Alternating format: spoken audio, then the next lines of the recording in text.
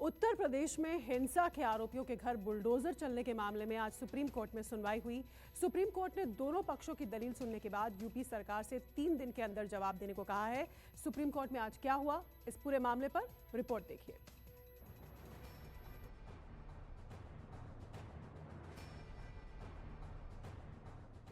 UP में गुंडे बदमाश सतर्क रहें, दंगाई सावधान रहें, अवैध निर्माण वाले माफिया चौकन्ना रहें, क्योंकि आपके घर पर कभी भी बुलडोजर चल सकता है।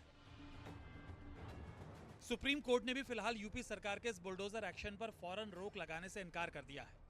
दरअसल हाल के दिनों में कानपुर, प्रयागराज और सहारनपुर में हुई हिंसा के बाद आरोपियों के घर पर ताबड़तोड़ बुलडोजर चले थे।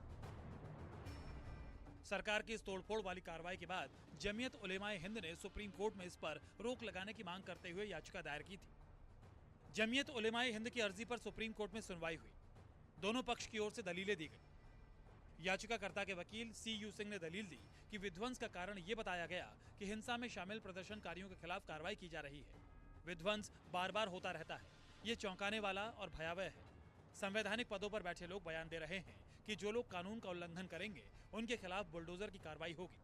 ये दुर्भाग्यपूर्ण है। इस पर सरकारी पक्ष के वकील सॉलिसिटर जनरल तुषार मेहता ने दलील दी कि किसी के खिलाफ गलत कार्रवाई नहीं हुई।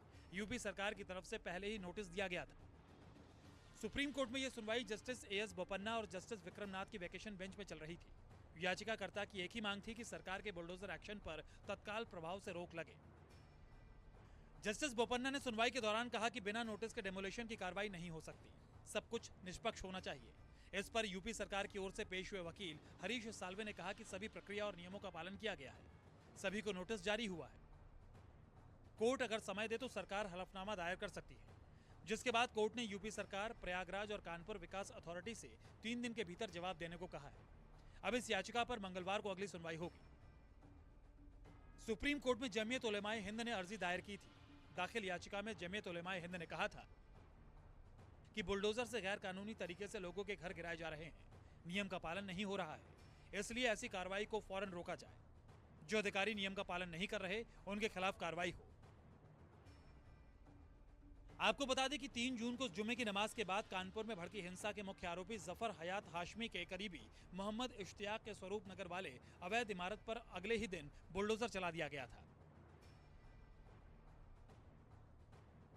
वहीं 10 जून को प्रयागराज में हुई हिंसा के मुख्य आरोपी जावेद पंप के 5 करोड़ की लागत से बने घर पर 12 जून को बुलडोजर से तोड़फोड़ की गई थी।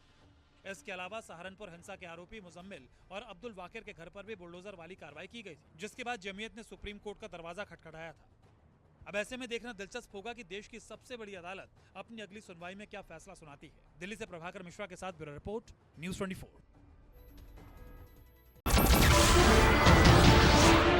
नमस्कार, मैं हूं मानक गुप्ता। अगर आपको हमारा ये वीडियो पसंद आया हो तो इसे लाइक और शेयर जरूर करें, और हां, हमें सब्सक्राइब और फॉलो करना ना भूलें ताकि आप देश और दुनिया की कोई खबर मिस ना करें। तो जुड़े रहिए हमारे साथ और देखते रहिए न्यूज़ 24।